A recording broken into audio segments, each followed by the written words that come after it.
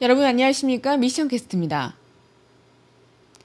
36억 아시안들의 스포츠 축제인 제14회 아시안게임이 9월 29일 부산에서 개막됩니다. 42개국 12,000여 명의 선수들과 임원, 6천여 명의 보도진, 20만 명의 관광객과 응원단이 부산광역시에 모여들 것으로 예상됩니다.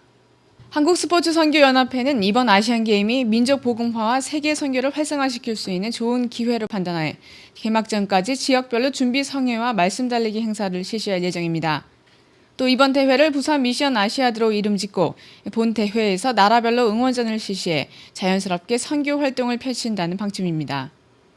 지난달 8월 16일 유상관광호텔에서 전국 16개 지역 대표들이 모여 2002 부산 아시안게임의 성공 개최를 위해 기도를 하고 외국 관광객들을 위한 선교 대책 등을 논의한 준비위원회는 조직을 더욱 확대하는 한편 국민일보와 기독교 텔레비전, 기독교 방송, 극동방송이 협찬해 성회를 대외적으로 알리기로 했습니다.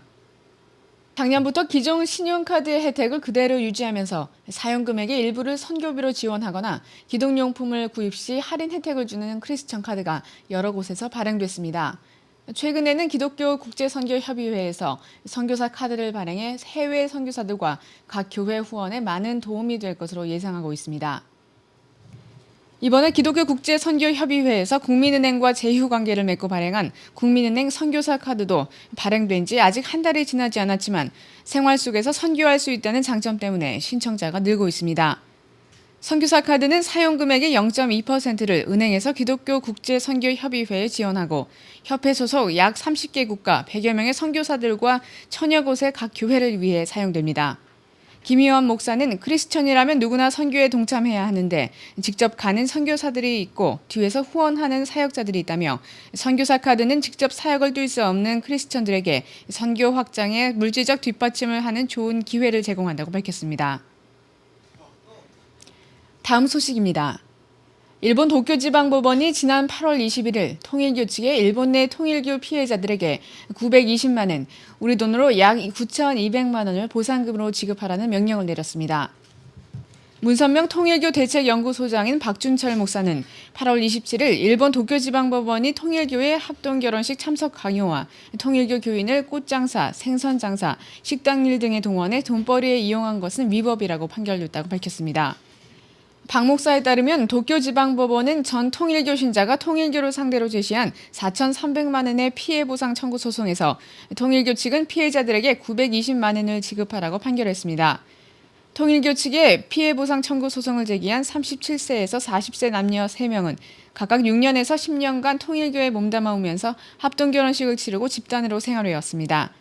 도쿄지방법원은 신자는 통일교회가 선택한 결혼 상대를 거부할 자유가 없었고 합동결혼식에 참가하지 않으면 구원받지 못한다는 가르침을 받아왔는데 이는 혼인의 자유를 침해하는 것이라며 신자의 불안이나 공포를 부추겨 교회에서 벗어날 수 없게 한 것은 종교의 자유를 침해하는 것이라고 지적했습니다.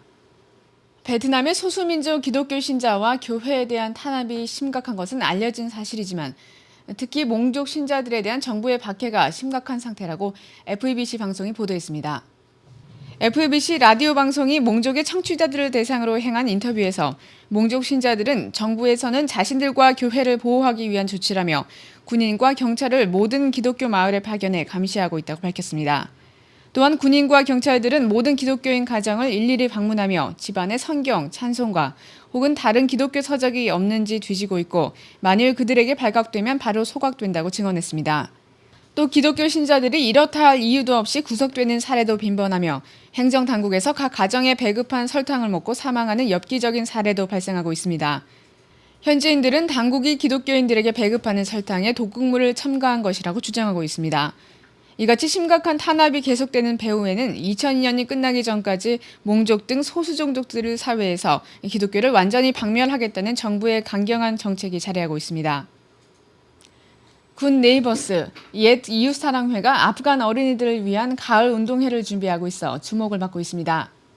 군 네이버스는 9월 6일 인터넷 포털 서비스 회사인 다음 커뮤니케이션과 공동으로 올해 초부터 군 네이버스가 지원해온 카불의 천막학교 초등학생 7천여 명을 위해 다음 달 10월 12일 카불 가을 운동회를 개최한다고 밝혔습니다.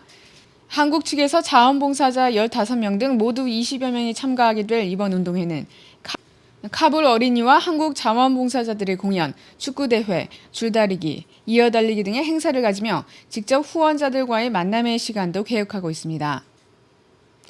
정부에서 운영하는 탈북자의 국내 적응교육시설인 하나원과는 별도로 기독교 기관이 탈북자의 한국생활 정착 돕기에 나서고 있습니다. 탈북자 지원 활동을 벌여온 선한 사람들은 오는 9월 7일부터 탈북자 창업 교육과정을 개설하고 투자 자문업체인 비즈니스 유엔과 함께 탈북자 40명을 대상으로 창업 교육을 실시합니다. 피교육자들은 이 교육을 통해 창업 시뮬레이션 프로그램에 따라 스스로 창업 계획서를 작성하고 시장조사, 인허가 과정 등을 직접 체험하게 됩니다. 이들은 또 봉제 제조시설, 유기농산물 재배 현장, 반찬 판매 사업 등의 사업장을 직접 방문하는 현장 체험 시간도 갖게 됩니다. 선한 사람들 관계자는 이번 프로그램이 탈북자들이 국내에서 스스로 창업할 수 있는 능력을 만들어주는 데 목적이 있으며 교육 이수 후에는 자금 지원을 받을 수 있도록 계속해서 도울 예정이라고 말했습니다.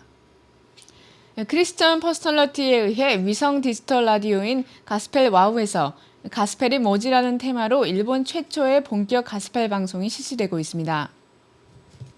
일본에서 가스펠은 어른들 사이에 불려지는 흑인 콰이어의 이미지가 강하지만 세계에는 다양한 장르의 가스펠 뮤직이 존재한다는 것을 소개하고 있습니다.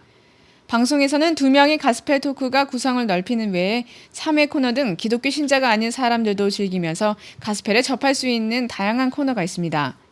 이 방송은 위성 디지털 라디오 방송에서는 업계 2위의 점유율을 갖는 뮤직버드가 기획, 제작하고 있습니다. 매주 토요일 밤 8시에서 9시까지 1시간 동안의 방송으로 전용 튜너 또는 전국 26개국의 커뮤니티 FM에서 들을 수 있습니다. 1시간에 약 10곡 정도의 가스펠송을 소개하면서 곡 설명에 덧붙여 미신자가 알지 못하는 가스펠 용어나 가사의 의미도 쉽게 설명하고 있습니다. 이상으로 미션 캐스트를 마칩니다. 고맙습니다.